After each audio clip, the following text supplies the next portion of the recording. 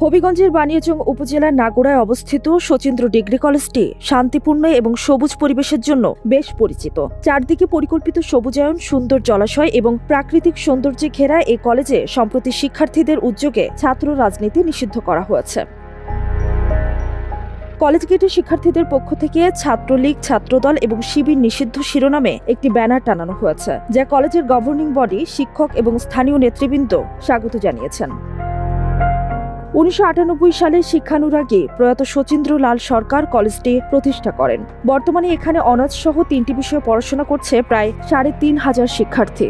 হবিগঞ্জের দ্বিতীয় বৃহত্তম এই কলেজ শুরু থেকেই রাজনীতিমুক্ত পরিবেশ বজায় রেখেছে। এক্সট্রিম মশার কয়েল প্ল্যান্ট ফাইবার দিয়ে তৈরি, ডেঙ্গু, চিকুনগুনিয়া বাহি সহ যে কোনো মশার বিরুদ্ধে দেয় এক্সট্রিম সুরক্ষা। গভর্নিং বডির সভাপতি মঞ্জুর উদ্দিন আহমেদ শাহিন বলেন, প্রতিষ্ঠাতা যে নীতিতে কলেজ গড়েছিলেন সেটি আমরা ধরে রাখতে চাই। এদিকে অভিভাবক ও এলাকাবাসীরাও মনে করেন, ছাত্র রাজনীতি থাকলে অস্থিতিশীল পরিবেশ তৈরি হয়।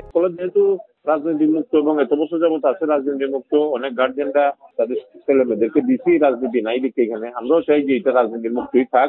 কমিটি যদি হয়ে থাকে, কমিটি কলেজের শচীন্দ্র কলেজ ছাত্র দল বা অমুক শিবির বা তারা বারে জেলা পর্যায়ে প্রোগ্রামও যাও কলেজের নামে, কিন্তু কলেজের ভিতরে কোনো কার্যক্রম যেন না করে। এ বিষয়ে হবিগঞ্জ জেলা ছাত্র দলের সাধারণ সম্পাদক জানিয়েছেন, তারা কমিটি দিলেও ক্যাম্পাসে কোনো মিছিল বা সভা করবেন না। আমরা কমিটি দিচ্ছি, ঠিক আছে, এরা কাজ করুক, এখানে ছাত্রছাত্রীরা কোনো প্রবলেম বা সমস্যা যদি থাকে এগুলো এরা দেখবো, ভর্তির কাজের সময় একটু সহযোগিতা করলো, এইগুলোই আর কি। ছাত্রছাত্রীরা উপকার হয় বা সহযোগিতা, ওই ধরনের কার্যক্রম গুলো এরা করবো, কিন্তু কোনো মিছিল মিটিং আবার সেখানে করতে না। অন্যদিকে ছাত্র শিবিরের সাধারণ সম্পাদক বলেছেন, প্রতিষ্ঠাতার ইচ্ছাকে সম্মান জানাতে চায় তাদের সংগঠন।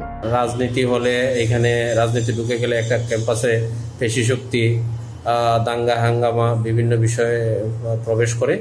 এই জন্য আমি মনে করি যে যেহেতু এটা একটা অরাজনৈতিক প্রতিষ্ঠান হিসেবে প্রতিষ্ঠিত হয়েছিল এবং এখনও সাধারণ ছাত্রছাত্রী, শিক্ষক, গভর্নিং বডি সবাই চায় যে এটা একটা অরাজনৈতিক প্রতিষ্ঠান হিসেবে থাকবে, সেহেতু আমার দাবি হচ্ছে এই প্রতিষ্ঠানটা অরাজনৈতিক প্রতিষ্ঠান হিসেবে থাকাটাই ভালো এবং এখানে রাজনীতিটা না ঢুকানো, ছাত্র রাজনীতি না ঢুকানোই ভালো।